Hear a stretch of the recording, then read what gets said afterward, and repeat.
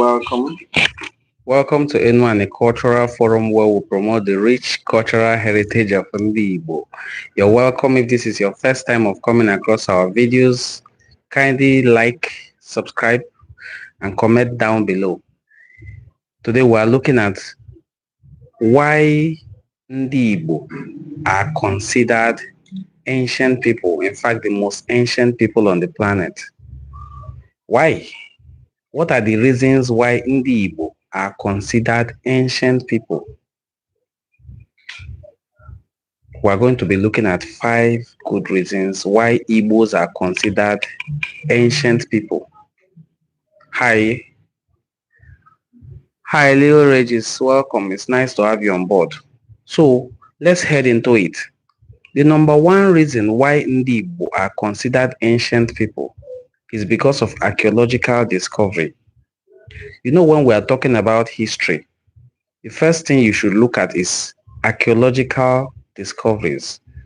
Are there archaeological discoveries that point to the fact that Igbo are ancient? What are those archaeological discoveries? Are they proven? What are the proofs? So let's dive. Join me. The number 1 archaeological discovery that points to the antiquity of Igbo is the discovery at Ngodo Ancient Kingdom. Ngodo is spelled Ngodo. Ngodo Ancient Kingdom is located in present-day Okigwe in Abia State. Greetings to you, my brother. Welcome. Welcome, Ben. So, Ngodo Ancient Kingdom is located in Okigwe. That is where the cave called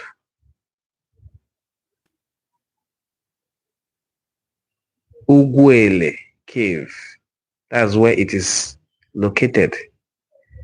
People who are from there say that that is where a deity called Nemchukwu, the mother goddess, lived. Nemchukwu. And that is where archaeologists discovered the most ancient Acheulean tools in the world. The Acheulean tools discovered at Ugwele is at least 250,000 years old. You can browse these things, so they are not just claims. Give this video a thumbs up if you're just saying it. If you're just coming on board, please give this video a thumbs up and help us to share it to your audience. I was already running a live stream before now. It was my attempt to share the video that made me lose network and connection, so I ended that live stream and started afresh. So I don't want to take that risk again of going to share videos. Let you, the person who is watching it, share it to your own audience. So we have talked about the discovery at Ugwele in Okigwe, present-day Anambra State. The place was called Ngodo Ancient Kingdom. These things are recognized by the National Council for Museums and Monuments. So we are not just making claims, okay? Because people would like to say, Igbo, they have started again. They want to claim everything. Nobody is making claims here. We are stating facts. Facts that you can go offline a little to verify, then come back and tackle us, okay? They won't want them, Frank. It's nice to have you on board. So, at Ngodo Ancient Kingdom, where I talked about a deity called Nemchukwu, the natives believe that that is where humans drew their first breath. So that cave, inside it is called Isume, first breath. Isume, first breath. It is believed that that cave, inside it is where humans drew their very first breath. So they call the cave Isume. Isume. It is located in Ngodo Ancient Kingdom, present-day Okigwe. Some call it Okuigwe. Okuigwe. Some say Okaigwe. Those who are able to divine or decipher what the heavens, what the heavenly bodies are saying, or Kaigwe. Okay, somebody dropped a comment and deleted. I was about to read it. So that is the first reason why Igbos are considered ancient. And of course, that is the most ancient place in the whole Africa. I called it Ngodo Ancient Kingdom, Ngodo. You can browse it as we are talking. Ngodo is spelled Ngodo, Ngodo Ancient Kingdom. Check the age of the Acheulean tools discovered at Ngodo that were tested by internationally recognized archaeologists and documented at the National Council for Museum and Monuments by Nigerian government. Even if nobody teaches it in school, we will teach it here. So you will see pictures of the stone tools discovered at Ngodo when compared to the ones discovered in other parts of the world, the Scandinavians. When compared with them, the shapes are the same. So it is believed that Ngodo Ancient Kingdom was not just a place where Acheulean tools were manufactured for local use. It was perceived as a factory for manufacturing of those stone tools in the Stone Age for global use. Please give this video a thumbs up. 50-something people watching it, please give it a thumbs up. So, Ngodo Ancient Kingdom served like a factory where Acheulean tools, when I mean Acheulean tools, I'm talking of stone tools, were discovered, produced, and mass-produced and exported to every part of the world. That is in Igbo land, in Okigwe. Okigwe was under the then Imo State, but now under Abia State. There are still some parts of Okigwe in Imo State, but the Okigwe I'm referring to here is in Imo State. Ngodo Ancient Kingdom, in Uturu local government. So that is number one. Then secondly, we have Olochukwu Abiama that pre-exists everything. Wow. Please, where is this one located? This Olochukwu Abiama. Where is it located? I would like to visit it one day or write about it. Then please, you can help me. Stage Ben, please. Stage Ben, please help me. I will read your comments. Where is Olochukwu Abiama located? So, this next one we're moving to is the reason why the only University of Nigeria in Nigeria is located in Igbo land. There is only one University of Nigeria and it is located in Igbo land. Where it is located in Igbo land is very strategic. It is not a mistake that it was located there. Something led to the location of that university there to honor that community. Of course, you also know, let me not digress, that the Uturu that I talked about also has a university there. I think Abia State University is located in Uturu. Good. That is to honor that community, Uturu. That is why I said Ngodo Ancient Kingdom is located. There's a university there as we speak. So we move to the site of the oldest iron smelting site in the world. The first place where iron smelting started in the world. The first place where iron was ever smelted in the world. The oldest is located in Igbo land. Remember, we are looking at 5 reasons why the Igbo land is considered ancient. So where is that place in Igbo land? I know all of you know, or most of you know. The ones who don't know, let me break it down. The oldest iron smelting site in the world. While I'm saying these things, you can type them in your phone. Cross-check, come here and post whatever you found. In case what I'm saying is falsehood, I can also learn from you. But if it's not also falsehood, you can also add to the knowledge that I have posted, okay? Thank you. So I'm waiting to read your comments. Whatever contribution you think you can make as an input, please make it. I'm listening. All right? So I'm waiting to read your comments or contributions as well. This oldest iron smelting site in the world is located in a place called Leja in Nsukka. Leja is spelled Leja. Leja. Leja iron smelting site. Thank you so much, my brother Junior. Leja is located in Nsukka, present-day Enugu State. That is why you have the oldest, the only University of Nigeria. If it is in this modern day that they want to create University of Nigeria, of course, I would have taken it to Abuja or Lagos. But it is located in Nsukka, Igbo land, to honor Leja. Leja has the oldest iron smelting site in the world. You can check these things out, okay? So that it doesn't look like we're just talking, making noise, as some people will say, or making claims. So while I'm making these claims, if you are an Igbo person, to back up this claim, browse, find out what I'm saying. You can use your Google as a search engine. When you see things on Google, they are only helpful. They are not reliable. So when you see a story on Google, follow the link. Go and read more from that link. That link is the source of the message. Then you can know if what I'm saying is wrong or right. Okay, and make up your mind. The next place, like I've mentioned, Leja iron smelting site. The next place again we proceed to. It is believed that Leja iron smelting site produced iron in very large quantity. But one thing was unique among Igbo. They never fought wars, despite discovering very early the use of iron technology. They did not use it to make weapons. Yes, Leja, L-E-J-J-A,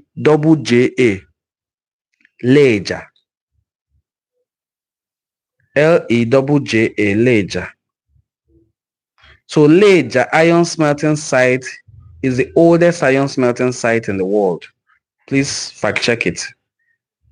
I'll read your comments in case what I said is falsehood. If it is also true, you can come here and place it. Thank you so much, Frank. All right, so we continue. Despite having knowledge of iron technology, Ndi Igbo were not using the knowledge to make weapons. It was banned.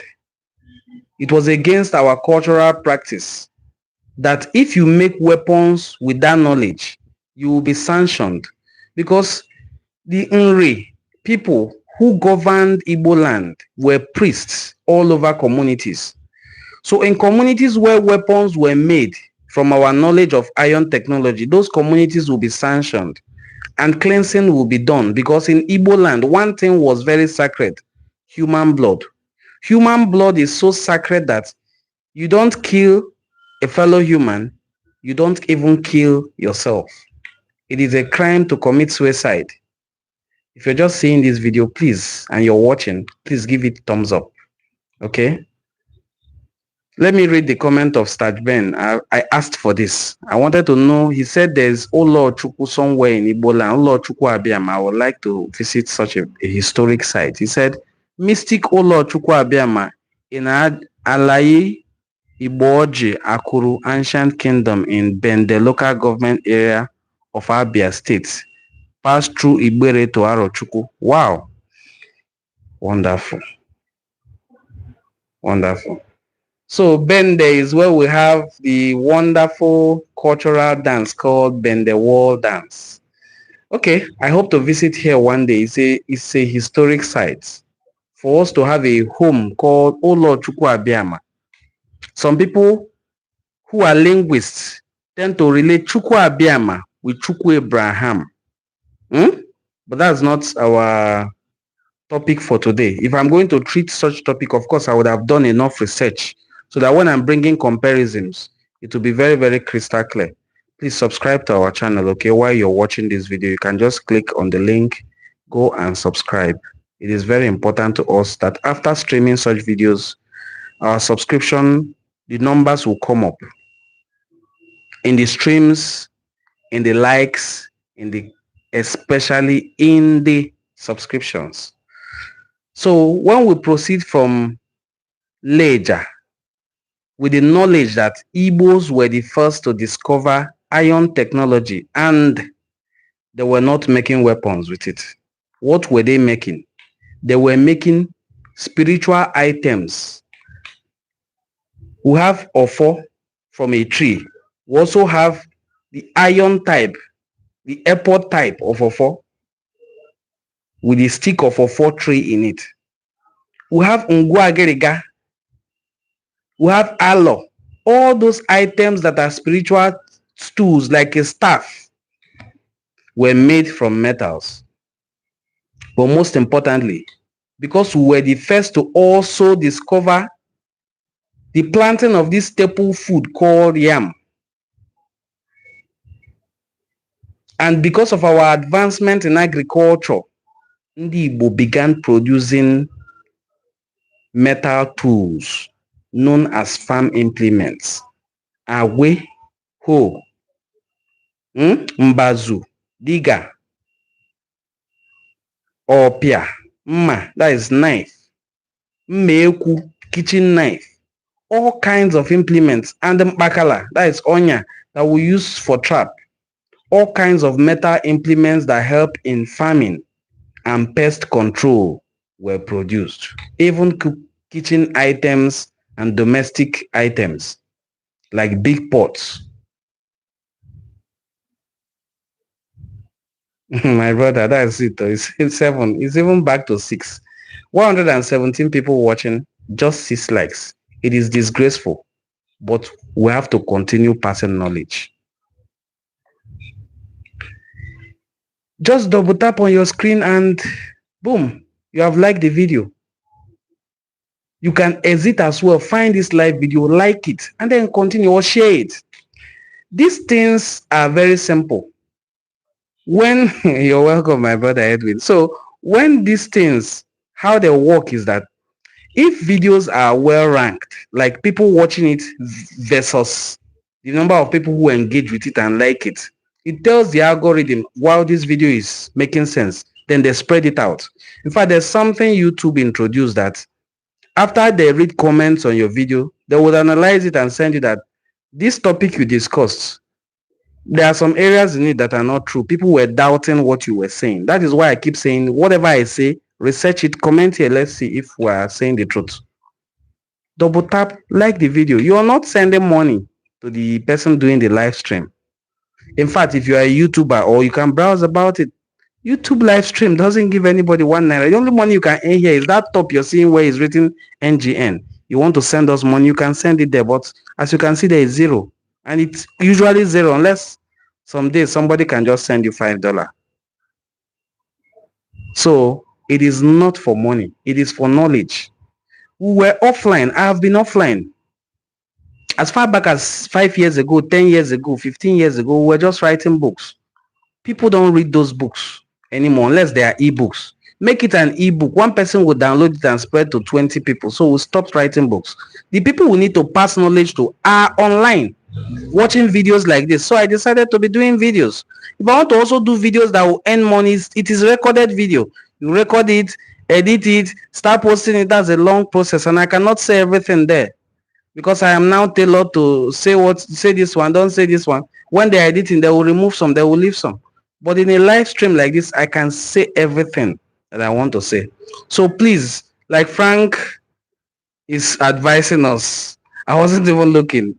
Double tap on your screen, like the video, share it, engage with it like this my brothers are doing, and the video will reach more audience. So like we were saying, ndị Igbo discovered what is called iron technology, but they banned all the people who make it from using this to make weapons. So there is no kingdom you will ever see that will say ndị Igbo conquered them and imposed leadership on them or impose language on them. Not one. All the places that are Igbo speaking are traditionally Igbo speaking. They did not speak any other language before they started speaking a version of the Igbo language. So that's my explanation. We started farming staple food like yam, and yam remains king of all our agricultural products. It is the symbol of man. Yam is very important to us that even when a man was getting married, he will have to present 2 bars of yam to the family of his in-laws. Please double tap to like the video, please, so that this video can come up on the algorithm. 131 people watching, 14 likes. It's not still at par. So please, let's bring it up. Please help this video to go, not even if it doesn't go viral, but let it reach the right audience. So, Ndi Igbo still celebrate yam to this day. 17 now. Thank you so much, everyone. It's coming up. We still celebrate yam to this day, every year. Because after planting yam, what ensues is what we call onwo. Now I'm explaining 5 things that make Ndi Igbo ancient. I don't want to drift so much, but I've discussed the discoveries of the oldest Acheulean tools in the world at Ugwuele. Not just tools discovered there, but the site at Ugwuele was a factory where Acheulean tools were believed to be made and exported to other parts of the world. Then we went to Leja in Nsukka, where the only University of Nigeria is located. There's only one University of Nigeria in the whole of Nigeria, and it is in Nsukka. So when they got there, they discovered Leja iron smelting sites. Thank you so much, Edwin Dunga from North America. It's nice to have you on board. So, Tochi, I'm on. Yes, if I see any question, I will take it. So, at Leja, you have the oldest iron smelting site. Fact check it. If you see anything contrary, paste it here as a comment. I will read it out. So, we proceed from Leja to Igbo-Ukwu. At Igbo-Ukwu, a certain man called Isaiah Nozie was just excavating a well by the backyard of his house, and he made a shocking discovery that sparked other more archaeological excavations.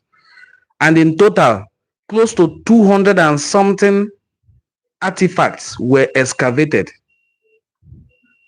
These artifacts that were excavated were carbon dated as well, even if they do not contain carbon molecules. But there's a way they date metallic items. When they were dated, they were found to be around 9th to 10th century. By having the age 9th to 10th century, they are the oldest metal artifacts in the whole sub-Saharan Africa. The oldest metal works that are artifacts in the whole sub-Saharan Africa is from Igbo land. That is called the Igbo-Ukwu art. Thank you, my brother who tuned in from Kuwait in Asia. It's nice to have you on board. Your name is Leo Great. So, Leon Great, you're welcome. Huh? So, Igbo-Ukwu art are not just the most ancient in sub-Saharan Africa, they are the most intricately built art and the most sophisticated art. One will ask, if this Igbo-Ukwu art is the oldest from sub-Saharan Africa, why is it that when they were going to host the first TAC 77 cultural fiesta hosted by the Nigerian government, why did they not use artifacts from Igbo-Ukwu? The answer is simple. The civil war had just ended. Not civil war, there's nothing civil about that war. The genocidal war against the Igbo had just ended. The monies realized by donations from international organizations for the rebuilding of Igbo land was used to build a city called Festac in Lagos. This area called Festac is where they use in hosting Festac 77. Let me read this comment from Franks. There are no metal works. They are found above the Sahara either. Okay, I didn't see. They're not there. Okay, so I don't understand your comments, but what I've posted here, what I've discussed here is that the oldest iron smelting site in the world is located at Leja in Nsukka. Type it into your phone, Lejjja. That's Leja in Nsukka. That's the site of the oldest iron smelting. Or you just ask Where is the iron smelting site in the world? Where is the oldest iron smelting site in the world? And Google will give you an answer. If they give you, click on the link and read the history. Okay. Frank, let me read your comment again. He said, my comment is, those metal works are the oldest that they have found in Africa thus far. Okay. Either above or below the Sahara. Okay, I understand you now. Thank you so much for affirming. So, as we are saying, they now proceed to Igbo-Ukwu, where Isaiah Nozier discovered artifacts. These artifacts, people try to say they are so beautiful that there's no way they can be from Igbo land. That perhaps this is a proof that Igbos are from Israel. Therefore, when they were coming, they came with such number of artifacts. Either wine, yes, older than Egypt, way older than Egypt. I'm going to come to that. And of course, that's where I will come next. Let me leave Egypt out. Way older than Egypt, way older than Israel. Not Israel as a location, because that one is very new. Israel as a people, way older. We are coming. Just hold on. So these artifacts were dated. You can check the dates. 9th to 10th century. Compare it with the Ife art, which is 12th, 13th century. Compare it with Benin art, which is 14th, 15th century. So this Igbo art, he said, so Igbo are Jew. Some people in Igbo land is not monolithic. Oh. There are different groups of people. There are different groups of people in Igbo land. There's a group in Igbo land actually that say they are descendants of Eri, son of God. We are not taking that away from them, but they met people in Igbo land. So all Igbos are not Jews. But interestingly, there are so many cultural practices that link Igbos to the Jews. I don't want to derail, otherwise I will hammer on that. If I give you two instances of what relates Igbos to Jews, you will be surprised. Okay, let's deal with it, okay? In Igbo land, if a man has committed so much sin or has done so much evil, we use goat to clear that sin. That goat may either be killed or be led into the wilderness, into the evil forest. We'll call it Ewuolo. Go to your English words and type. Check the Bible. You will see Jews practicing this thing I said now. It is called scapegoating. That is where the word scapegoat came from. Goat that carries away sin. In fact, there's a place in the Bible where Jesus said, sins of people were washed out with blood of lamb and blood of ram and blood of goats, but his own blood speaks better. And there remaineth no more sacrifice. That is for people who believe they are Israelites. I'm just drawing similarities for you. This is one in their cultural practice. Scapegoating. Igbos also do it. It is goat that we use to cleanse sin. That is one, scapegoating. Ewuolo is what we call it in my own community. That is number one. Number two is our cultural practice when it comes to when a child is born. We do our Ibu-Ukwu circumcision on the 8th day. It is not also a coincidence that the Igbos do this and the Israelites do this on the 8th day. Ubose Asato. The red cap called that look like cannery of Bono. Where do I start from? You see this red cap I'm wearing is not new. And to even shame the people who thought it was the Europeans that brought us red cap, I have posted pictures. Because there was one of us, a pastor, I've forgotten his name now, he's a pastor from Igbo land, that said Ndi Igbo should calm down, that we are not the owners of red cap, that the red cap belongs to the Benin. It was just brought to us. I said no. I went back to history. The most photographed ethnic group in Africa, aside from Egypt, listen again, the most photographed ethnic group aside from Egypt in Africa are the Benin people. Not one photograph of the Benin people showed them wearing this red cap. Not one.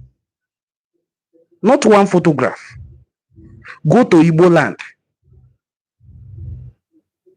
Photos of different people wearing red cap in Igbo land were shown. Photographs of Ndi Igbo wearing red cap exist. You can type it into your listen. Photographed by Northcote Thomas, a British colonial photographer who came and met them that way and photographed them. Please double tap on this video to give it a thumbs up. So let's not derail too much. And we are not making claims. Everything I have said, go and find out. If it is contrary, post it here and disgrace me. Or let me also learn, because we are all learning. Double tap on this video so that you can give it a thumbs up, please. Okay, so we'll proceed. We'll proceed from Igbo-Ukwu, where I said Isaiah Nozier sparked a revolution by discovering artifacts. And people were saying these artifacts cannot be of Igbo origin, that they are too old and they are too sophisticated. But let me prove to you that they are of Igbo extraction.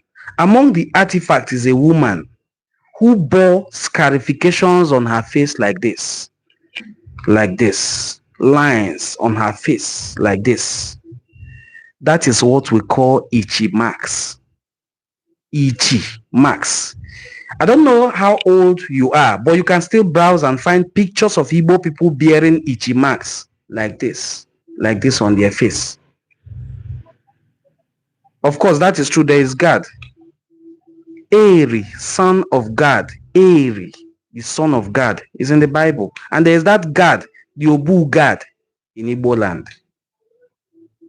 But that's not the topic I want to discuss, so that people will not say we are being controversial. I'm being factual, very factual here. I once invited a professor of anthropology to do a live stream with me, and I'm going to definitely do so again within the week, so that he can discuss the Igbo-Jewish relationship. He's a linguist. He's a linguistic expert as well. He has studied words from Igbo land and words from Jewish dictionary. He sent me his books. He found so many similarities. So, yes, in Igbo-Ukwu, where Isaiah Nozier hailed from. So these artifacts have shown that one has scarifications of Ichi marks. There were beads on the head. And then lastly, very, very interestingly, one was carrying Ngwageriga, the staff that Igbo people usually hold, that you see native doctors holding to the Ngwageriga. So our artifacts were not just metal, they were telling our story, our ancient story that merges with the current Igbo story. So that was how we discovered that truly these artifacts are Igbo artifacts. They were discovered in Igbo-Ukwu. So you will see some of these artifacts today are not in Igbo land. But that is not our topic. I know one day, Igbos will be so united that they can now decide, let's go for what is ours and bring them back home. Some of them are in Lagos. I said they are in Lagos at the National Council for Museums and Monuments. Some are in London and some are scattered all over the world.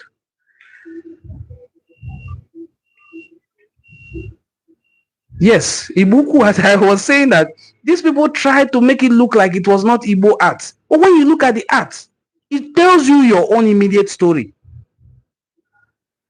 I've remembered the name of the Ezenri called Obalike. Obalike had his cap.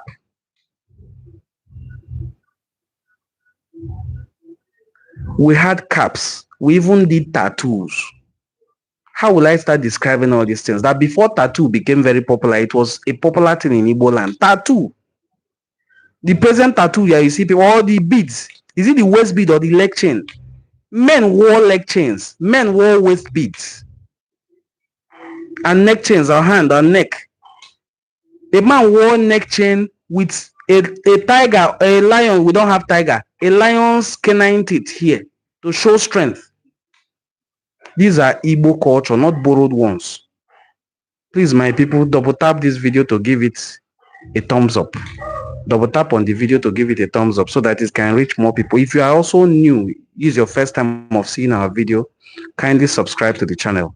So we'll proceed from Igbo-Ukwu. It was difficult to proceed, but we have to proceed from Igbo-Ukwu, please. Let's go back to Enugu. In Enugu state, it will interest you that we have crisscrossed 3 states in Igbo land. We moved from Abia to Enugu to Anambra, then we are back to Enugu state. We are at Nsude. At Nsude, you will have the oldest pyramid in the world. People usually talk about the Egyptian pyramids, how well calculated they are because it discusses geometry that surpasses every human understanding. They are square pyramids with a pointed edge. The pyramids in Nsude are circular, well constructed circles, concentric circles. And interestingly, these pyramids are at least 300 years older than Egyptian pyramids. Type this thing into your phone, please.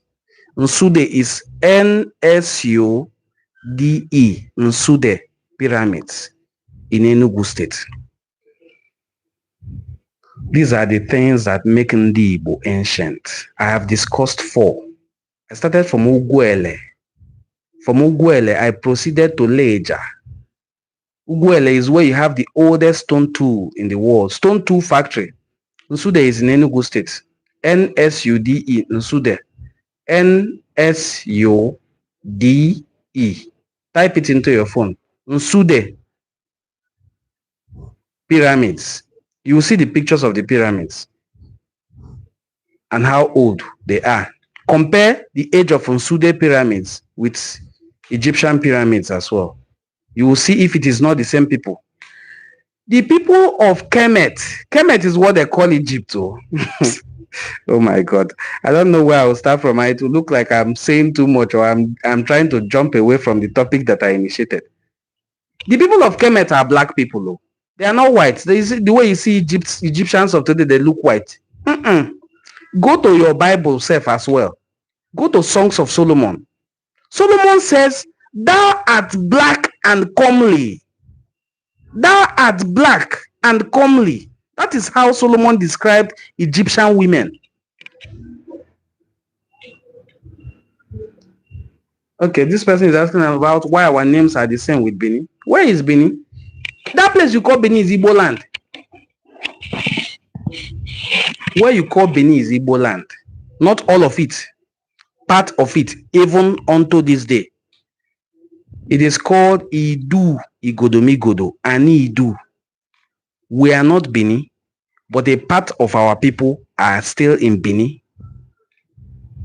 and Idu. So the thing I don't want to deviate, please. Let me focus on this Kemet something. The people in Kemet, the Egyptians, were black people. So it is possible that those who learned pyramid technology in Igbo land also took it to Kemet. Yes, the land of Benin is called Anidu.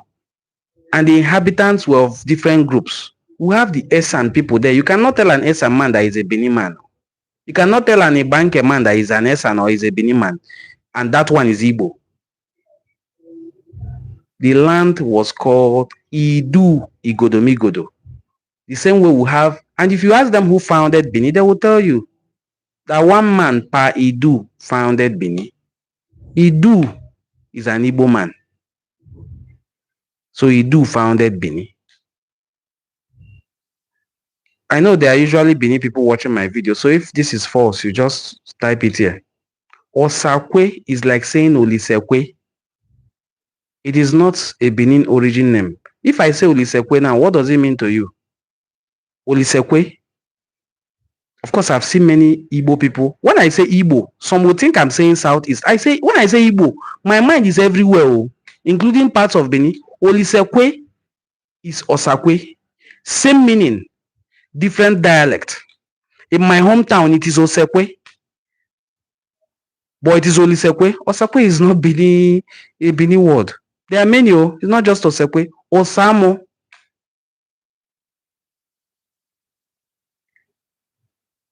Mode. This Abia now, or Abija, is the same way, is a word relating Jews and Igbos. But we'll treat that as a separate topic someday. There are many words describing Igbo and Jewish relationship. But that's not our topic for today, okay? Let's not debate. We're looking at the things that make Ndi Igbo ancient. And we have talked about 4. The 5th one will shock you. Then we can now start digressing a little if we want to. What is the 5th one? In Igbo land, because when we say Igbo land, you usually think Anambra, Imo, Enugu, Ebonyi State. All what you will think about is the 5 southeastern states. We think beyond that. So I'm taking you now to one of the Igbo states called Akwa Ibom State. And then I'm taking you to another Igbo state that was newly created, very, very newly, in just 1967. And before it was created, there's a motive. The person who created it said, General Yakubu Gowon in 1967 said, I think that was April 27, he said, if the East attempts to break away from Nigeria, I will create the core states. That was a threat. And he followed through the threat. He created core states. What is the meaning of core state? Core state is spelled C-O-R, core states. C in core means cross rivers. O means Ogoja. R means rivers. So he created cross river states and created river states, but he did not create Ogoja state. These were the people who considered themselves as minority Igbos, or the small minority tribes in Igbo land. So I'm taking you to a place called Ikom. Ikom is spelled I-K-O-M. Ikom, where you have the Ikom monoliths. Do you know that it is believed that it was in Ikom that Eve, who in our local parlance is Ivu, because that's how the husband described her, Ivu, Eve. That is where the first birth of a human being happened. Ikom. Ikom is spelled I-K-O-M. Ikom. Ikom. I-K-O-M. The Ikom monoliths tells a story, and the Ikom monoliths are some of the oldest art in the world. Type, find out, compare, read, come back to this channel and share the channel to your family members to subscribe. Ikom, I-K-O-M. So when our sister, thank you so much, Franklin. So Frank Rice. So when our sister Catherine, Professor Catherine Acholono, started her work, people said she's mad. Because the title of her book is that she had discovered, and from knowledge she was shouting, we lived before Adam. And people said, what kind of talk is that? How can you live before Adam? Adam was the first man on earth. But Catherine Acholono insisted that we lived before Adam. Thank you so much, my brother Stanley Chibueze. So when Gowon boasted that he will create the core state, he was not joking. He created core state. What did he do with core state? Cross River State, he carved out on the Igbo. They call them Isobo people. They are Igbos. To show you that they are Igbos, when they were killing people during the Biafra genocidal war, they went to Isobo and massacred people. Only one you hear is Asaba massacre, thinking it's only Asaba. They massacred Ishagu as well. Ishagu people are from Oka and they're in Delta State. So they made sure they know you more than you know yourself. If you are denying that you are not Igbo because you are not in the South, I pity you. They will come for you. They will treat you better. They will treat you worse than they will treat only Igbo, because they know that you are Igbo true and true. And why I laugh is that this is a digital age, for God's sake. When people doubt the ancestry, because identity crisis is not Nigerian, it is not Igbo. Identity crisis is all over the world. It is even more in advanced countries, because there are people who came from slave trade. They don't know where they are from. Me, I know my great-great-grandfather. I know where my great-great-grandfather was buried. Some people don't even know where their grandfather was buried.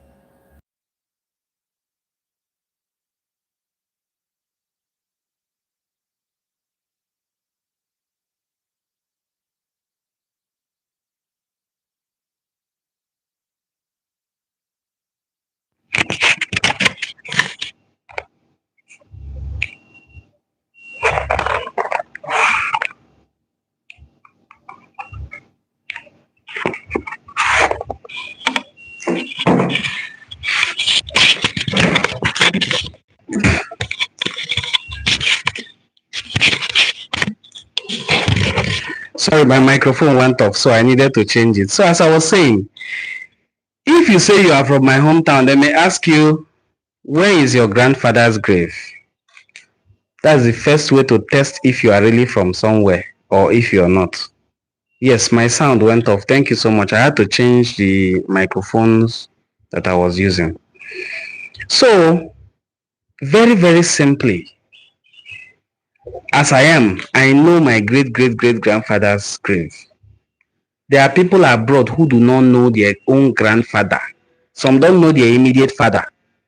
So they do what is called ancestry DNA test.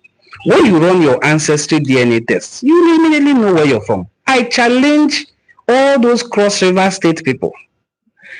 Edo State, Imo State, no, not Imo State. Imo State do not have that kind of crisis. Rivers, Cross Rivers, Akwa Ibom that came from Cross Rivers, Kogi, Benue, Edo, go for your ancestry DNA.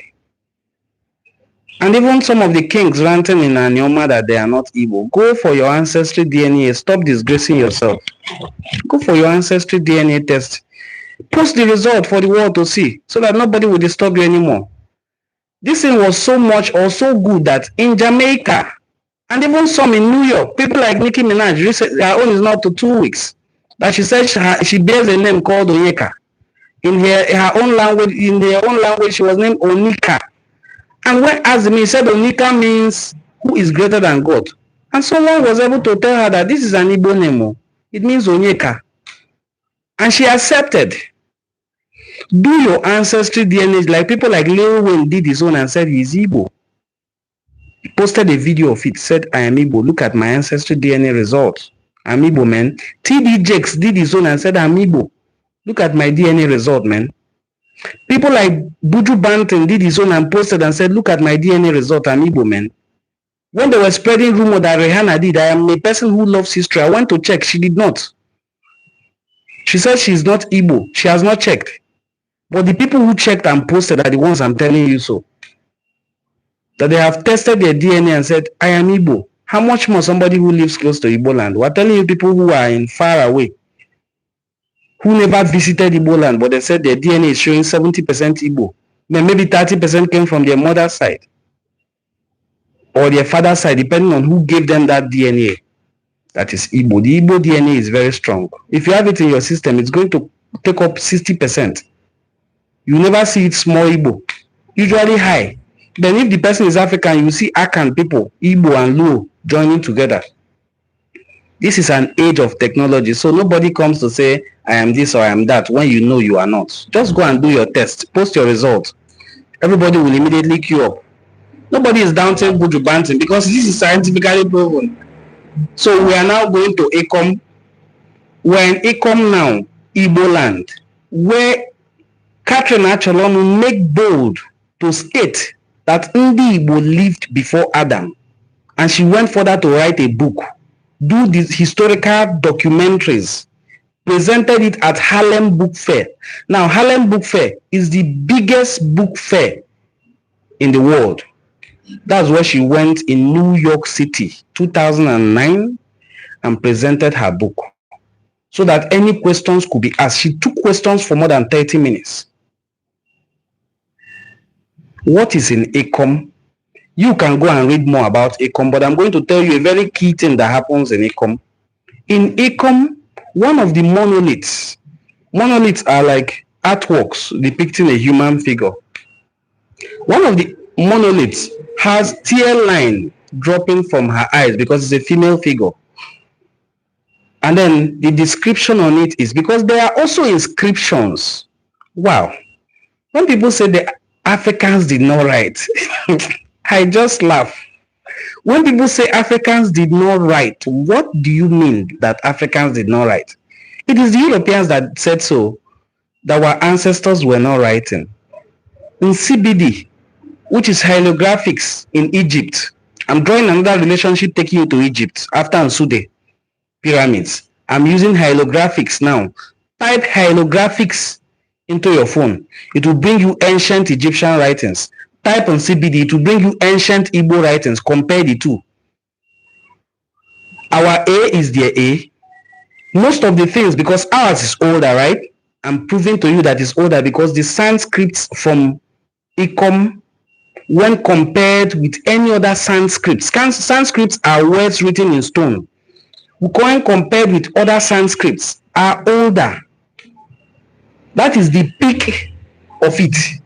So the Sanskrit on the particular monument I'm talking about says this is where the first human being was born. So it is believed that that was where the very first human being that Adam and Eve gave birth to was born. Who is that first human being? I think that should be the birth of Cain and Abel, right? Or could that be Seth in the Bible? But what he just wants you to know is that Ndi Igbo lived before Adam. Somebody made that artwork there, and the testing shows it is older than your biblical dates. Ikom monoliths of a woman having tears down her eyes due to childbirth. Remember, the Bible said when the woman gives birth, she shall be between the living and the dead. She may even be considered almost dead, and she can even die during childbirth. I don't know if there are further records of Eve after birth of her children, or if she had other children aside from Cain and Abel. I've not looked into that history. That history at Ikom records that the woman died from childbirth. So that was why they molded a statue and put a tear line on it. This is the antiquity of Ndi Igbo. Double tap this video to give it a thumbs up. This shows how ancient Ndi Igbo are. We are ancient people. Not because we want to say we are ancient people or because we want to dominate any other tribe. No, because truly we are ancient. In discussing Igbo antiquity in Nigeria, a professor of history and international studies at Lagos State University, I'm not saying a university in the southeast or in other parts of Igbo land, no, in Lagos State, Professor Nkem Onyekpe. Nkem, I know you can spell. Onyekpe is Onykpe. Professor Nkem Onyekpe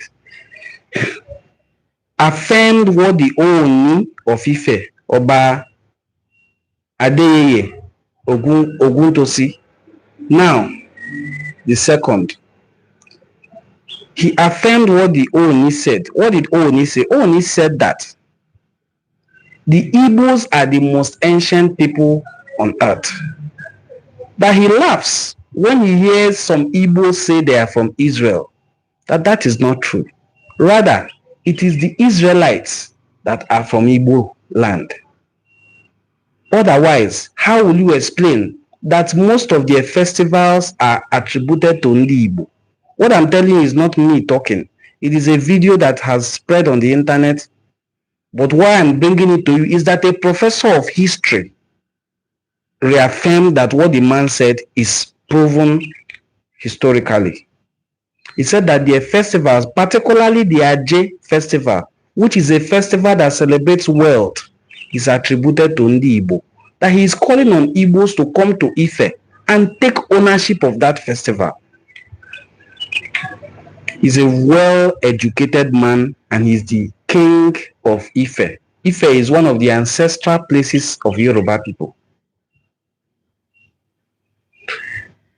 After that, the Yorubas flooded the internet to say that he was referring to Ubos, not Igbos. He still came back to affirm that he's not talking about Ubo, because there's a place called Ubo. So the Ubo people are considered ancient people because they are forest dwellers. You see, he was not talking of Ubo. He said Igbo. Is he not knowledgeable enough to know the difference between you and I? He said Igbo, not Ubos. And he affirmed that what he said is factual, and the professor of history proved him right. So that is pretty much it. And that aside, very recently, this our king, who we are well pleased in.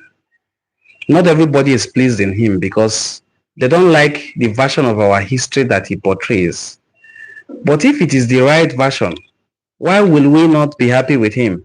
I'm talking about His Royal Highness Igwe Nnemeka Achebe, the Obi of Onitsha. The Obi of Onitsha released a video during the first Igwe Nnemeka Achebe annual lecture on Igbo repository. It held in Nnamdi Azikiwe University, Awka, and it had numerous kings in attendance, including those now denying their Igbo identity. And it was in that expose that he quoted sources. He said, and I quote, "The sources I'm going to quote here are more Yoruba than Igbo, because the sources he's going to quote are more of Yoruba people talking than Igbo people talking." So he described how there are traditional Igbo dwellers in Ife and the relationship between Ndi Igbo and Yoruba people. That was Igwe Nnemeka Alfred Achebe. Now you cannot say Igwe Nnemeka Alfred Achebe is an efulefu or ofeke, or he doesn't know what he's saying, when he insisted that why they call them Ndi Onitsha Adonidu is because they came from that area of Yoruba land, stayed a little in Ado, then proceeded to Idu before they now found themselves in the present day Onitsha. Even a mmadụ nọ n'Ọcha is just a person who is staying aside. The founder of Onitsha, Ndi nọ n'Ọcha, that is what it means, Onitsha. Onitsha is in everywhere now. We have Onitsha in my place. Onitsha Okpe. Okpe is one of the children of Ezemu, founder of my hometown, but he's living apart, so they call them Ndi Onitsha. The same way, this Onitsha, the main one, you know, Onitsha Mmili, that's what we call it in my hometown, Onitsha Mmili. Now, this Onitsha Mmili, those who are beside the water, are the children of the first son of Ezechima. Ezechima is the Igbo man who lived in Ado, came back to Idu, then from Idu returned to Western Igbo land. He lived in Obio with his children until he passed, and he was buried in Obio. His grave is still in Obio today. Today you will see different stories, but I'm going to dissect that story now. I know you've heard of Isu Kingdom. If you've not, type about it. Type and ask about Isu Kingdom. Those who claim that Isu Kingdom claims that they are from Benin, that they are not Igbos, right? They are the children of it, or only Igbo. Now, in Igbo, there are different dialects. In the dialect of Umu Ezechima, instead of saying Odini Igbo, they will say Olini Igbo. So the name of that founder of Iseluku is Odini Igbo or Oli Igbo. Some call it Oli Igbo. So you understand the name of the founder of Iseluku now, right? Odini Igbo or Oli Igbo. Igbo is in his name. So his own is very difficult to deny that he is not Igbo. Igbo is in his name. Odini Igbo. His name is Odibo. Now, Odibo is what we call him because we are their neighbors. If you want to know the history of a community, ask the indigenes. Ask their neighbors. Please double tap on this video to give it a thumbs up. If you like what we are doing, double tap on the video. It will just give it a thumbs up. Franklin taught me that one. Otherwise, I wouldn't have known. I would just run a video of 2 hours. And the number of likes on the video will be very poor, sometimes 2. So double tap on this video to give it a thumbs up so that it can come up. Double tap on it, give it a thumbs up, please. Thank you so much, everyone. It's coming up. So The founder of Isu is Igbo, one of the sons of Ezechima. The founder of Onitsha, Onitsha Mmili, is Oheze. Oheze is the first son of Ezechima. Why did he go to Mmili gaa nọrọ n'Ọcha? Gịnị ma Oheze ji gaa nọrọ n'Ọcha? Listen to this story. Bring it up with any Iseluku person or any Ezechima person. Let them deny it or defend it. While they lived in Obio, while Ezechima was alive, Oheze died. The first son of Ezechima died while the father was still alive. So when the father died, it became a problem, the children of Oheze retaining that status as the first sons. So there was a little squabble and they moved out. They left Western Igbo land, crossed over the river with the people of the Oguta today. They went together. I can't say what, I can't pick its name, but the founder of Oguta is one of the sons of Ezechima as well. That one moved very far to Imo State. You see how states can divide a nation? They are still the same one man's children. Some went as far as Ebonyi State, Ndi Onitsha. So now Oheze is settled in Onitsha. That is why you see some Onitsha people that will be forming superior Igbo. Some will even say they are not Igbo. They feel they are superior. After all, they have gone to Yoruba land, gone to Benin and come back. While the other Igbos who were on ground will say they are not Igbos. Oh my God. I'm laughing about this because to understand history, you have to change your psychology and cast your mind backwards. Imagine now that you went to New York, lived for 50 years, and came back with your children. Your children are looking down on the villagers, while the villagers are looking at your children like a fulefu. People who cannot even speak their language properly. That is how other Igbo people perceive the Onitsha people, the children of Oheze. That is why today you will see the small Igala group in the ME saying Onitsha belongs to Igala people, not Igbo people. That they met them there. Please double tap on this video to give it a thumbs up. Let's continue. So please help this video to come up. Double tap on it to give it a thumbs up. We have 63 now. So as I was saying, thank you so much. Whoever did this now is 64. Double tap on it. We are going to 70. Everybody double tap on the video to give it if you have tapped on it before, if you double tap it will, your like will go. So if you have not, that's what I'm saying. If you have not, just double tap on it. So as we were describing Igbos in Western Niger, I'm talking about now the children of Ezechima. He named them in such a way that you will not doubt whether these ones are Igbo or not. So when Emeka Achebe was describing how they moved from, and somebody has double tapped and who has tapped before, so it reduced. It was 66, now it's 65. So please, those who have not, if you have not double tapped on it, double tap on it so that you can give this video a like. Emeka Achebe was describing how they moved from Ado to Idu, then to their present location, so that when they called, they will say, Ndi Onitsha Ado ni Idu. Ndị Onitsha Ado n'Idu. Ado n'Idu. They lived in Idu before they came here.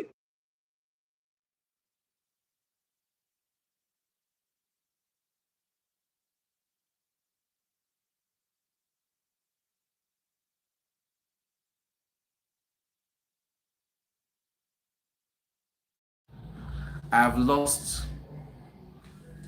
audio because my microphone has gone off. So please, you're going to give me a little time to go and charge the microphone, right? I'm going to plug in my microphone, then I'll come back.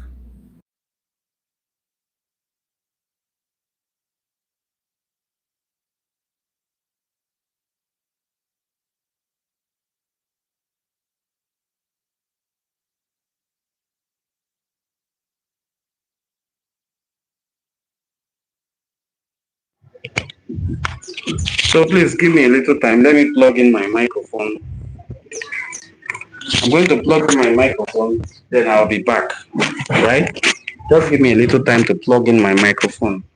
Then I'll be back. I will come in just 2 minutes.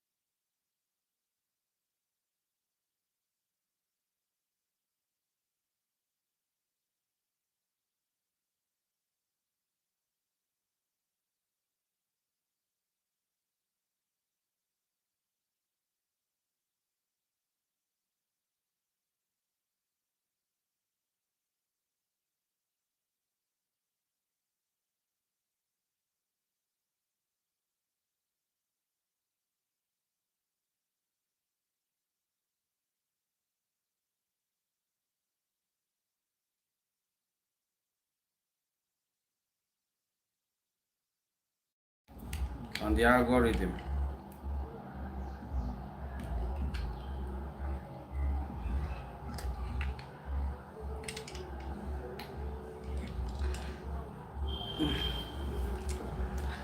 I'm still battling.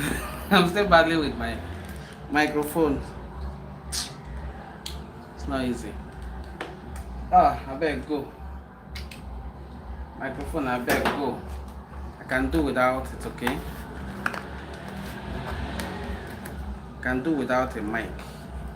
Or I can use a second mic. Just that using a mic reduces.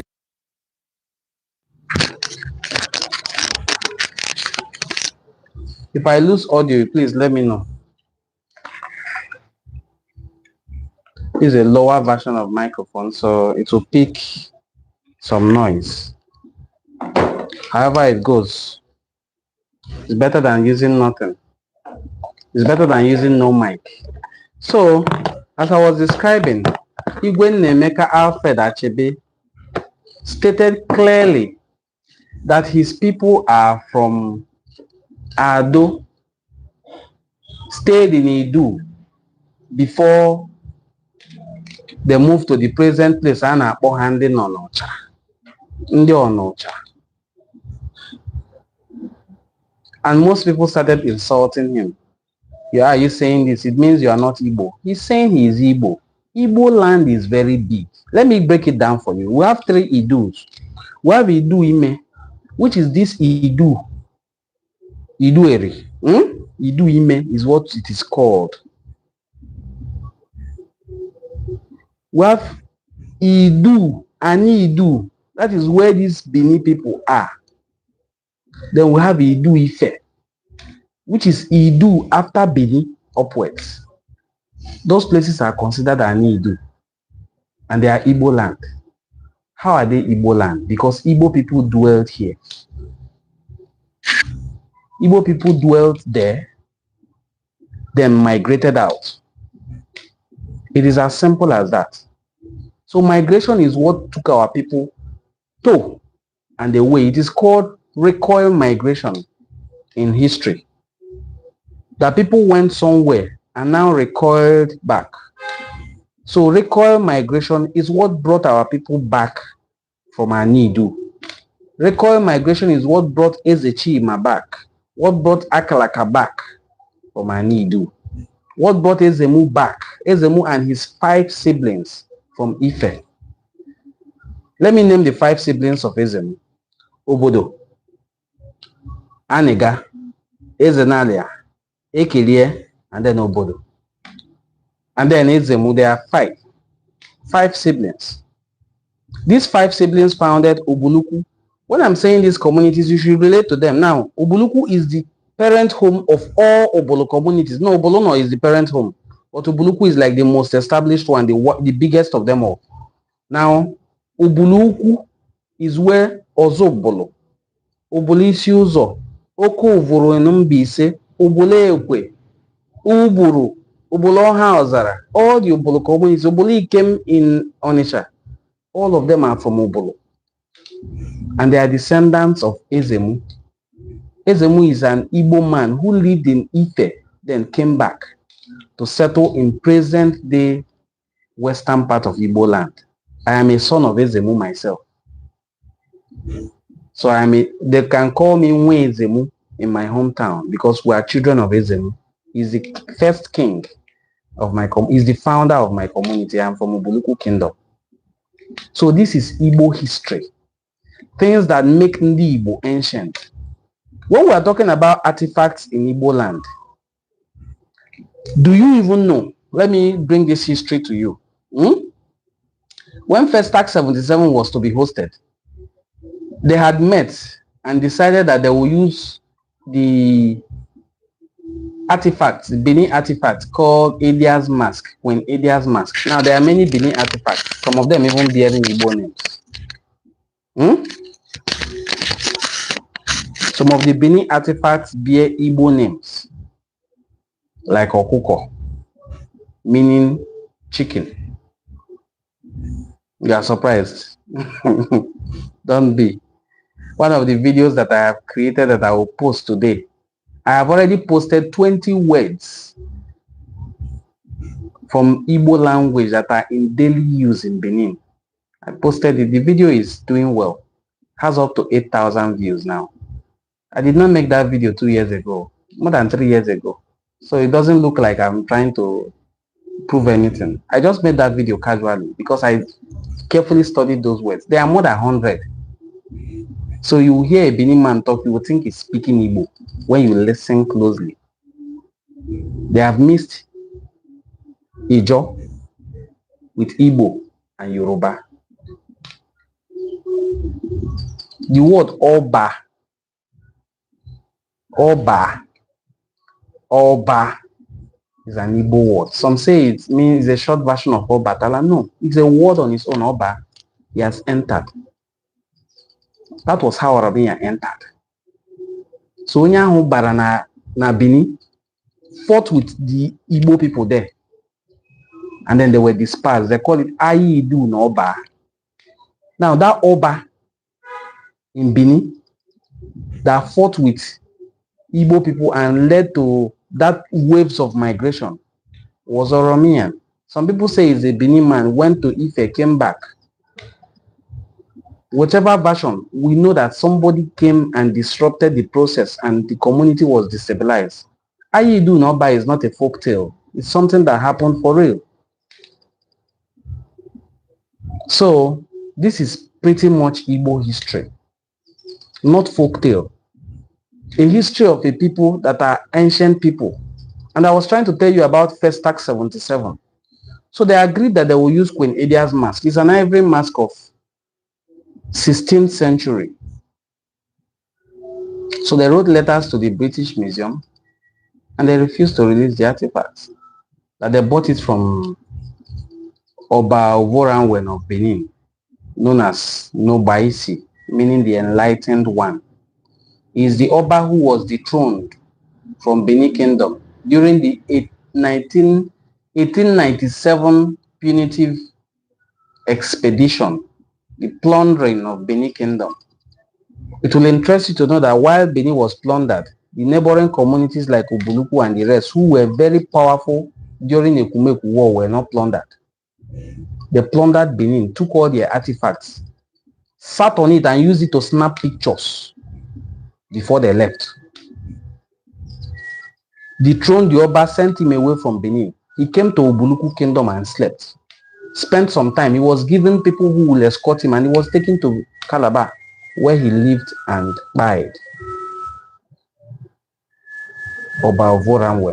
So the artifacts stolen from Benin called Quenedia's mask was proposed to be used for Festac 77. Obasanjo wrote letters upon letters, even visited, and they refused to release the artifacts.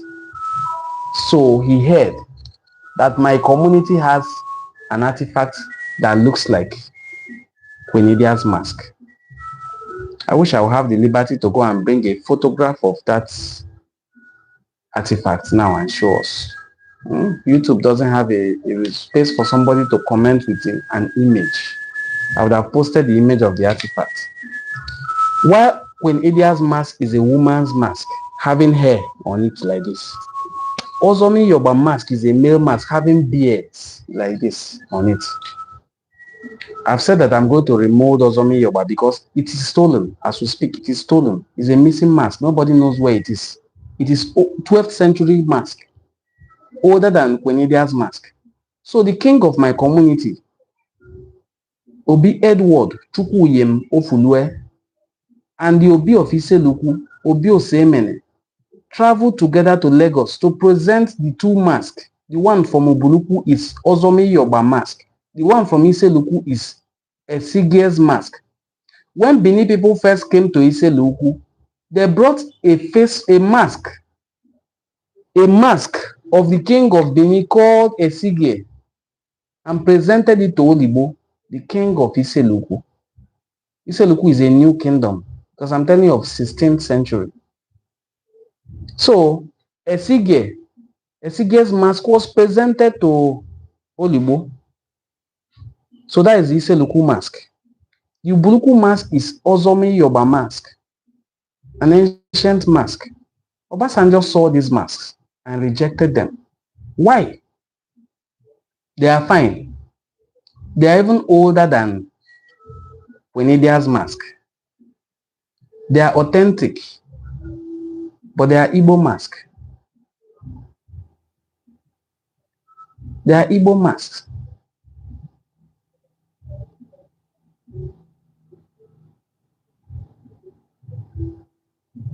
They are Igbo masks, I swear.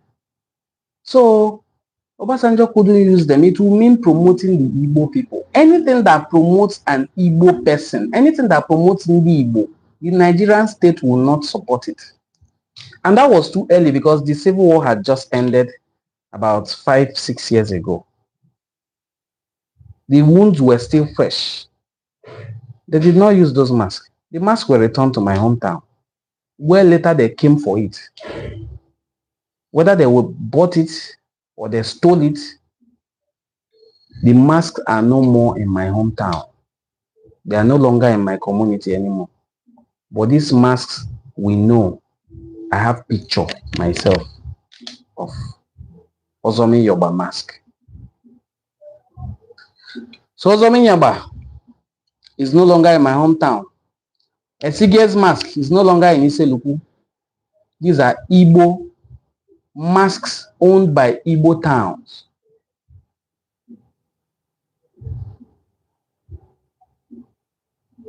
So that's it. The antiquity of Ndi Igbo is so much. If you're just joining us, please double tap on this video to like it so that it can reach more people.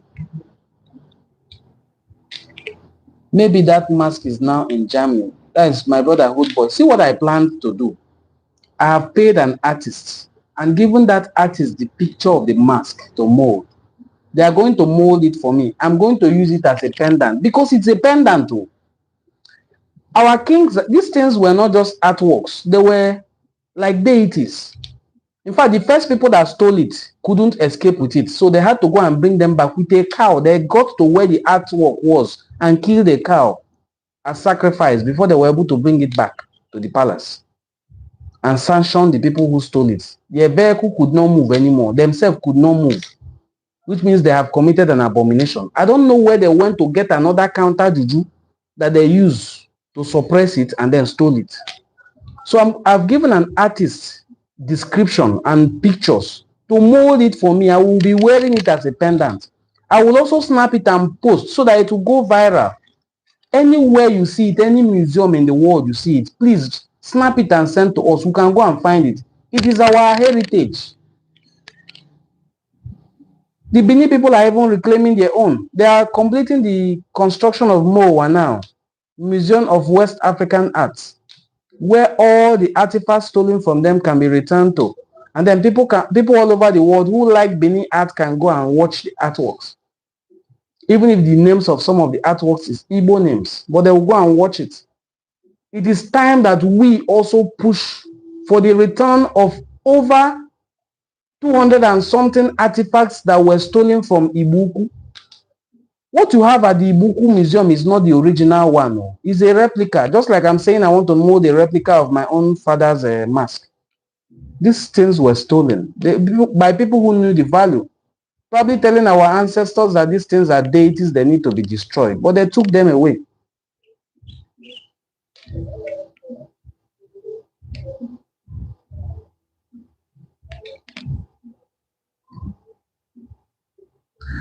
My people, please double tap on this video to like it. I want to thank everyone who has engaged so far with this video. I'm so grateful. In fact, I've not streamed the video and it had this number of likes, 76, because of what I learned today from Frank. Thank you so much, Frank. Please double tap on this video to like it. As you're double tapping, I can just wake up and see 100 people have liked the video.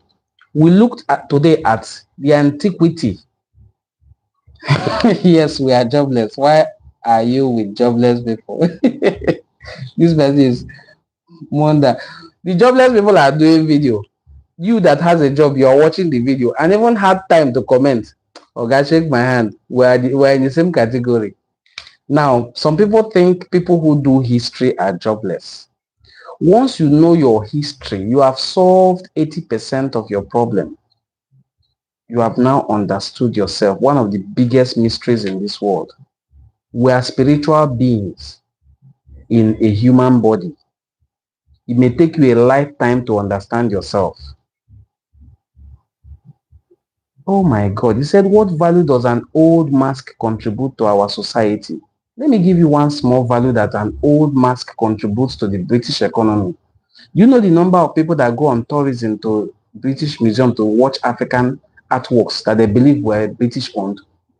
You think those people spent money to come and do punitive expedition, transport it for no reason? It does a lot of good. People go there, people who understand history, not people like you. I'm not trying to insult you, but people who have the understanding of history, who know that it is important to know where you are coming from.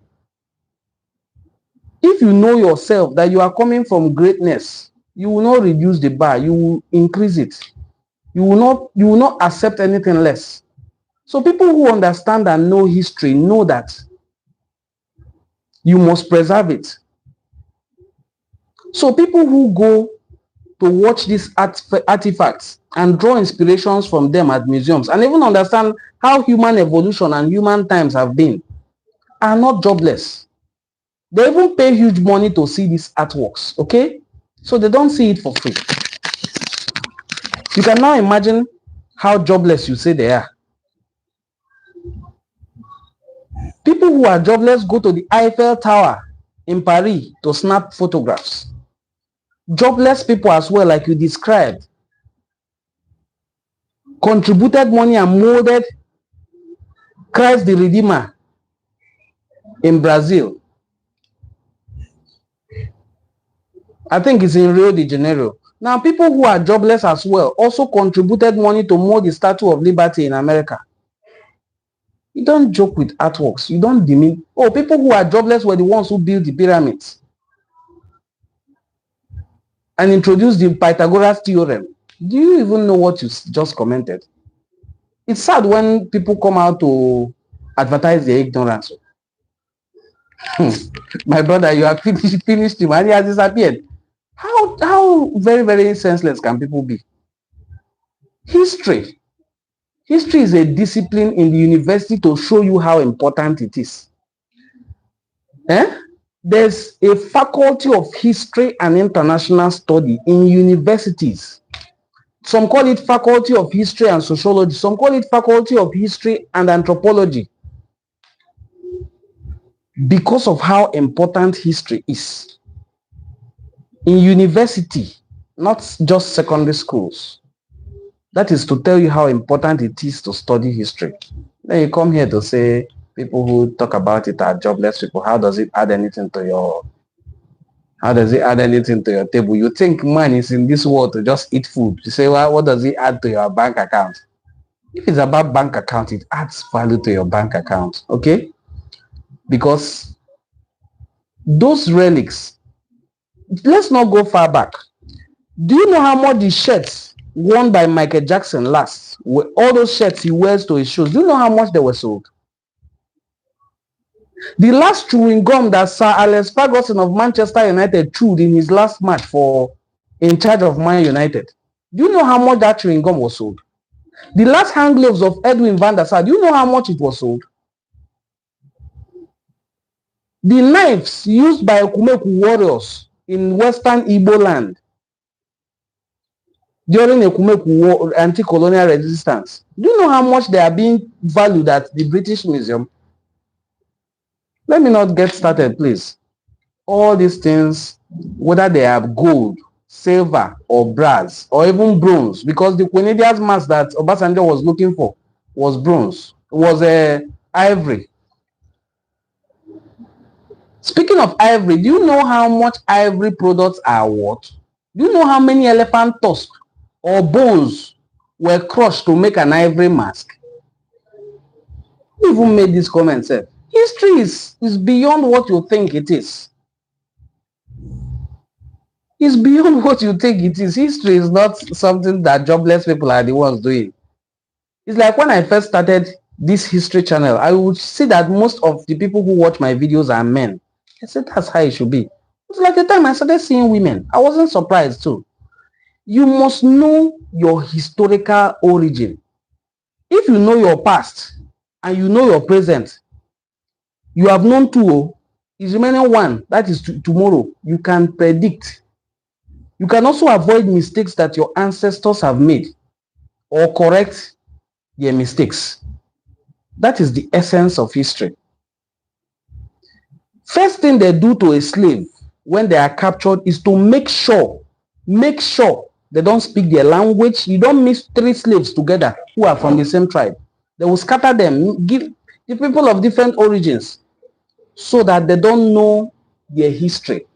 They will teach them a new history. Make sure that they don't in any way remember where they are coming from. Because if they know,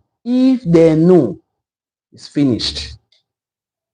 Let me teach you something about what this commenter said. This person, his name is Simple Chris. Simple Chris, this is my first time of seeing your comments, but let me use what you just said to teach him something. You said something about ancestral altars. That community where you hail from as an Igbo man, there's a place called Inuani in my hometown. It is in every hometown. They may have different names for it. It is the ancestral altar. Anytime a person settles in a settlement, you first of all plant tree. We call that tree Ogirisi. In English, it's called Nubodia leavis. When they plant that tree, it is the place that they will always come to welcome a stranger. It is in that place they pour libation and make prayers as well. That is your holy ground, not Jerusalem, not Mecca. That is your holy ground. Go to that place if you like to pray. Pray to your own God. I'm not saying pray to your ancestors, since you may see it as the ancestral worship, or you may see it as fetish. Pray to your God in your holy ground. That is where you were conceived. And read your Bible as well. What did God tell Gideon when he was hiding? When they were fighting his people and he was hiding? The prophet said, "Come out, thou mighty man of valor." He said, "Me, mighty man of valor, me that was hiding when they were fighting." He said, "Yes, because you have not realized who you are. Go back to your father's house." That is your holy ground. That was where Gideon went to before he came back and emerged a warrior. Don't joke with your ancestry. Don't say what is history. People like you, your children may not be speaking their language. I've dedicated enough time to you. I will not continue. Don't joke with your ancestral altars. Or your, I said that artifact. Even the ones in Benin, these are the things they use in coronation. If the government of Nigeria had such, and they were using it to swear people into office, how do you think people will be misbehaving? These days, you have traditional rulers that are living in Lagos, some in Abuja. The ones in River State, almost all the traditional rulers live in Port Harcourt, except the ones that their kingdom is very far from Port Harcourt. All the traditional rulers in Oba, Ebema, Ndoni, their house is in Port Harcourt. If you ask them, they will talk about insecurity that time. But the insecurity is no more there. Okay, thank you. You have seen the Nsude. Okay, you have also seen the bronze cock Okpa. They call it Okuko. This the Benin art is called Okuko. O-K-U-K-O-R, Okuko. Please double tap on this video to like it, share it to your audience as well. Hello, brother. Can you talk a little about Igbos in present-day southern Cameroon? The Igbos in present-day southern Cameroon is not so long ago that they stopped being part of Nigeria. It was even during Obasanjo's time that it was considered. I think it was during the Biafra War that they used a route in Bakassi to penetrate Igbo land. So they ceded that part of Nigeria to Cameroon. It was in our map, but cut off. So there are Igbos who were part of Akwa Ibom State. And Akwa Ibom State is Eastern region. I hope you know that before. Akwa Ibom, there's no Akwa Ibom State. Let's talk of Cross River State.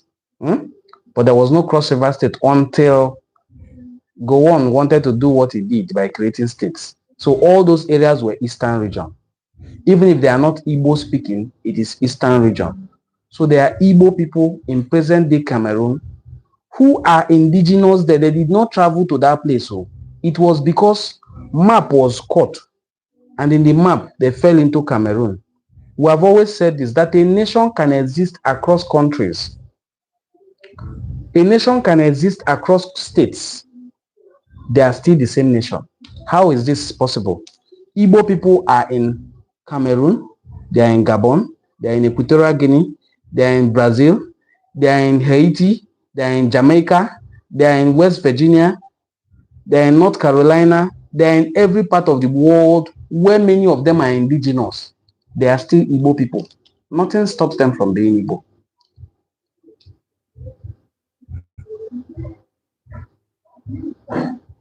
So there are Igbos in Cameroon and they are indigenous there. It was cartography, government trying to create map for administrative convenience that carved them away from their brothers and sisters. They are still in Igbo. So Bakosi Peninsula was part of Biafra. The whole of Cross River State. There was no Cross River State, so let's just not be talking Cross River State. It was Gowon that said, you want to go? Let me create Cross River State. Piam, he created a state, called it Cross Rivers. Created another state, said, this one is rivers. You have rivers. You have Cross River. River, Cross River.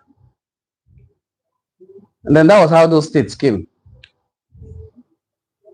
And then we have other states with them. There were 13 states, I think, when we started. And today, here we are. People in those places, if you tell them they are Igbo, some are willing to fight with you. While those who have understood that there's a difference between political identity and cultural identity will say, go on. Don't you see what is happening in his own state? Do you know that I thought, we learn every day, I thought Gowon was a stammerer as a young man, and that in old age it is affecting him. I didn't know he wasn't a stammerer. If you see his speech when he was younger, very fluent, very good in English. Before he can say one word, now he struggles, he stammers. I say, wow, what could have happened to this man? And he's still saying that there was no killing during the Biafra genocidal war, that it was just palm trees that they were shooting. That most of these bullets got to palm trees, not human beings. So yes, there are Igbos. That's to answer one of the questions that I saw here. And also, some people asked why there are Igbo people bearing Benin sounding words, names in Igbo land. There is Usifo, clearly a Benin name, right? But in my hometown, you have people who bear the name Usifo. Let me mention names. There is Osaro, in Western Igbo land. There is Usifo. There is Obebo. My great-grandfather's elder brother's name is Obebo. These were Benin names. Why is there such a Benin name? There is a Zabo. Why is there such Benin name? Benin people were not like you see them described today as a mighty. There were Benin people who were craftsmen. I interviewed one group recently. And interestingly, any Benin group that settles in our midst, we call them Ndiani Idu or Ndi Idumu Idu. That is the people who are from Idu. Idu is our brother, not a stranger. Idu is a brother to Igbo people. Is it a brother to Eri? Yes. Some people say they crossed paths or they departed at Kogi Confluence River. One went through the river Niger, the other one went through the river Benue, and later found himself in Benin. The Benin story will say that during the Great Flood, like the Bible described the Great Flood, that it was Abraham that was the first man, Noah, sorry, that survived the flood. Benin people say it was Idu that survived the flood, while Ndi Igbo believe it was Eri, right? So, Idu is our brother. Any people who came from Idu's place to my place are called Ndiani Idu or Ndi Idumu Idu. They were craftsmen. Some of them dwelled in our midst, married our children, will marry their own children. They are part of us now. They were also part of us then. While our people went to Benin, Benin was a kingdom that was growing in popularity, and the Portuguese came. My grandmother saw my grandmother, yes, grandmother, not even great-grandmother, because I am a very privileged person to have met my great-great-grandmother. But my grandmother is the one I'm talking about. This grandmother is my father's mother. She died in 1996. My father's mother talks about the Portuguese. She calls them Ndi Potoki. Ndi Potoki came with clothing materials, with mirror, with all kinds of things, and gave to the Beninese. Gave them guns as well, while the Benin in turn gave them slaves. They became slave merchants. To the Oba of Benin, everybody in Benin is an Ovioba. Ovioba means a slave to the king. Please double tap on this video to give it a thumbs up so that it can come up on the algorithm. An Ovioba, that is the king's slave. Everybody was Ovioba, apart from the Oba himself and his immediate household. So he was a slave merchant. They gave him guns, he gave them slaves. It made the Benin Kingdom more popular because they were fighting wars. The Igbos were not fighting wars in any way. Igbos were not known to be conquering and plundering kingdoms, no. But the Beninese were. So the places they conquered probably institute kingship, their own version of kingship. They will say they are the owners of that place. But the place you are saying you are the owner, example is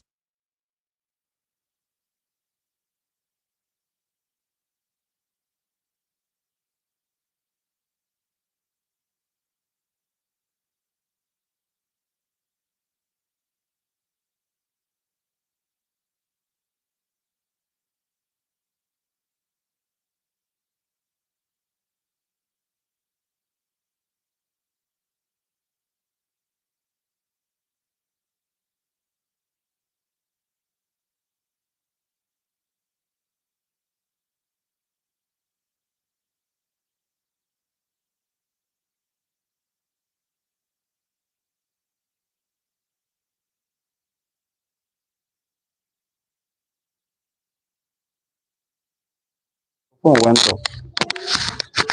So I've used different microphones today. Interesting. Please Double tap on the video. Thank you so much, Waski. So they were quarreling. Who will take over from the father? Is a Chima, who was buried in Obio, showing that Okpali, the sound should be back now. Okay. Showing that Okpali is the first son, because it is in the first son's house or settlement that the father will be buried. So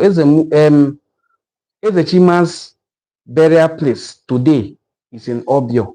Obio is just close to Iseluku. It's a boundary community to Obuluku, my own hometown. So when there was this dispute, the Benin people came and settled this dispute between the children of Ezechima. And today they are claiming they are the founders of Iseluku. How can you found a kingdom? You are an Oba.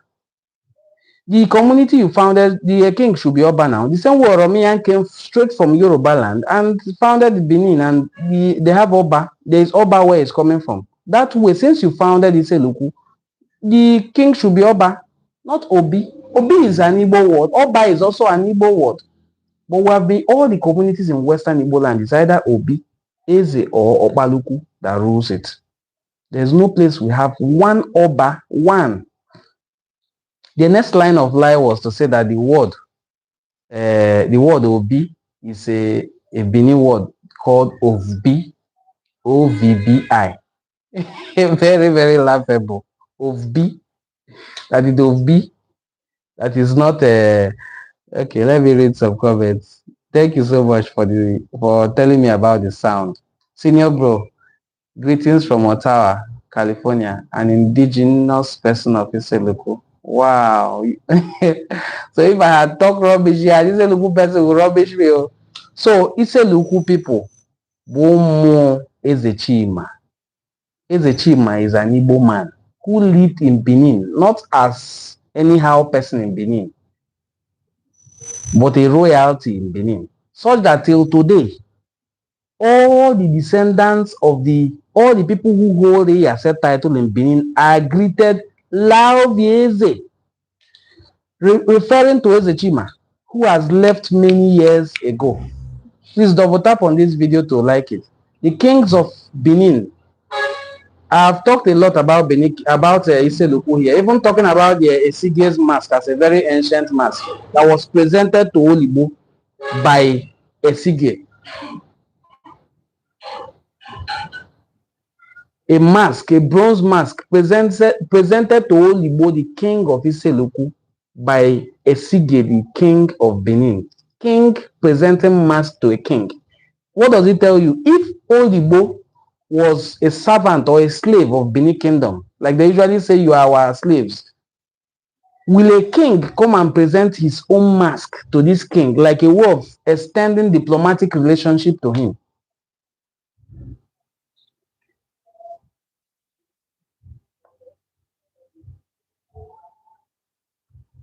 The people who are very, very intelligible in this regard, who are linguists, they study languages. So today, I was able to find out, I'll post the video very soon. So let's not be in a hurry. Please, when I end this live video, go to our channel and watch the video that I'm about to post. It is talking about Igbo language. You see this word in Igbo called so. You will be surprised how many people use versions of so. So meaning only or just. So only you or just you. In English, it is solo. That is not an English word. It's a Latin word, solo, meaning the same thing, only you or just solo. So. Language, I believe the history of the world is a shared one. It's not very, very clear. So we are just interacting. The more we interact, we exchange words. That's what I feel. So if you are going to look for Igbo words in Japanese, you will find though, because the Igbo language is very old. So like this person is saying, is used in the Caribbeans, particularly where I picked that it is used is Jamaica. The Igbo words in Jamaican patois, That is their language, Patois. There are more than 15 that I was able to look at today. When I mean look at, I am looking at them critically. One of them is Obia. What we call Abia, they call it Obia. In my hometown, the highest deity they will ask you to swear if you commit Otrum, that is murder, is Abia. In Jamaica, if somebody wants to swear for you, they will say Abia will kill you. Obia. Ha. How come? So there are many. The list goes on. It is not an expansionist.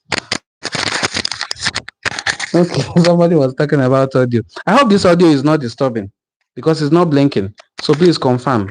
Double tap on the video to give it a thumbs up. I hope this video audio is clear because Raphael Mazu is saying audio.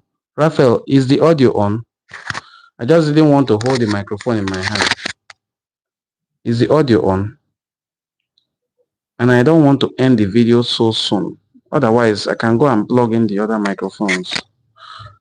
Is the audio back? Please let me know in the comment section. Somebody should please comment. If you can hear my audio, just let me know. Okay, thank you so much.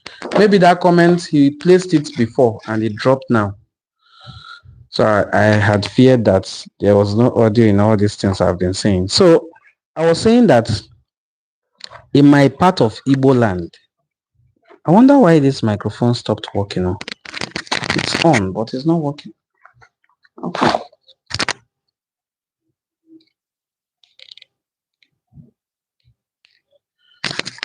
Okay, so in my part of Igbo land,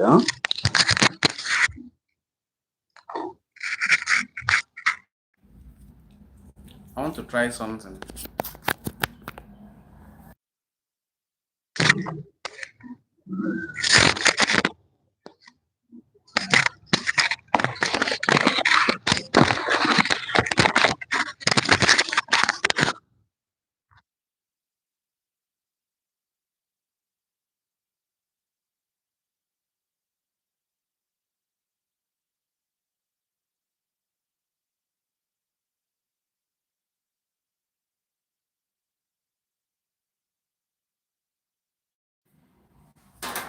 Please, everyone, just give me 1 minute. Let me go and plug these nonsense microphones.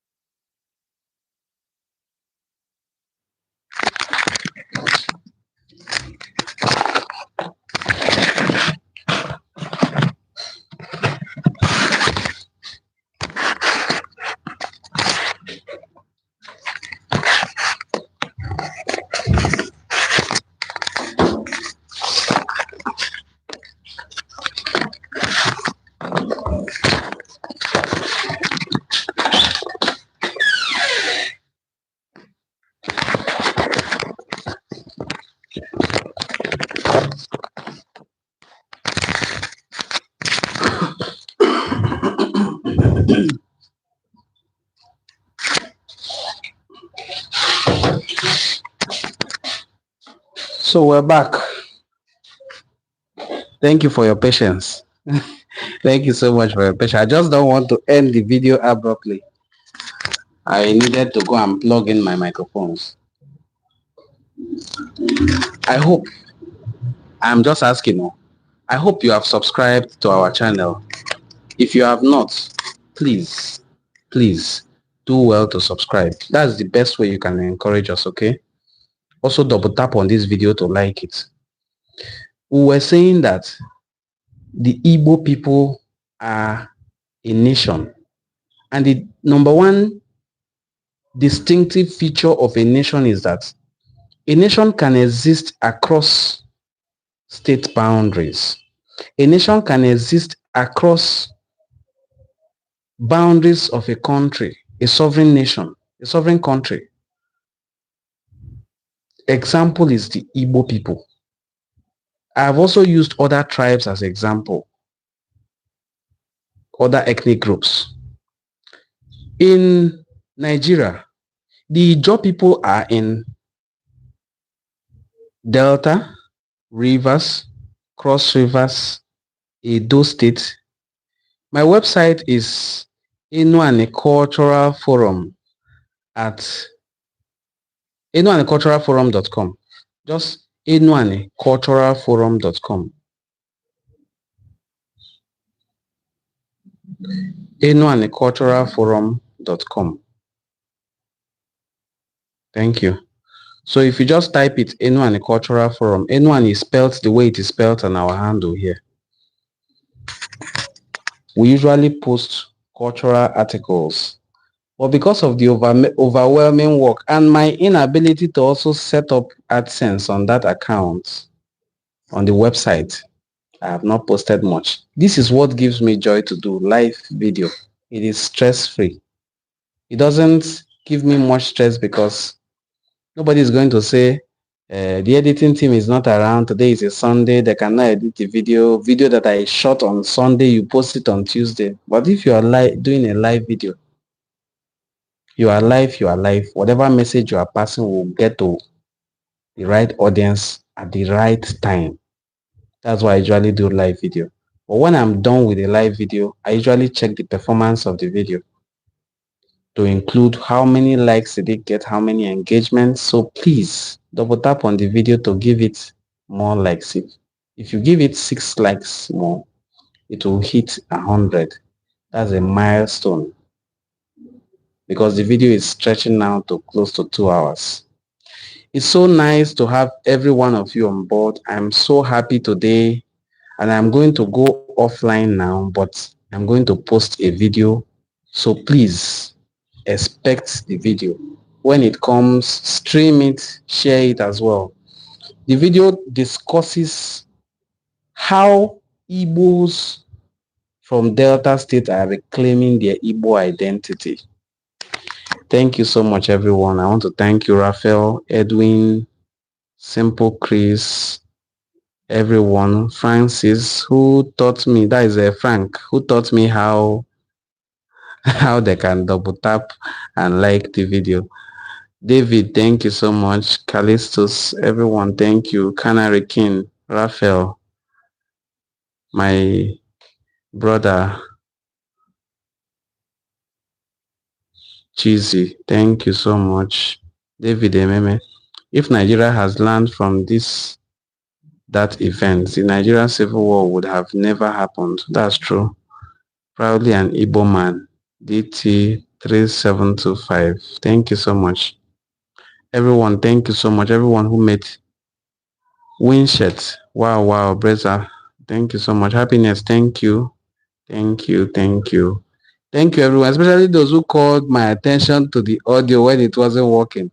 Hood boy, I don't know if you're still online. Thank you so much. You made this live video a very interesting and engaging one. Thank you, everyone. Do have a very lovely evening. Give this video a thumbs up. If you are not yet a subscriber, kindly subscribe to our channel.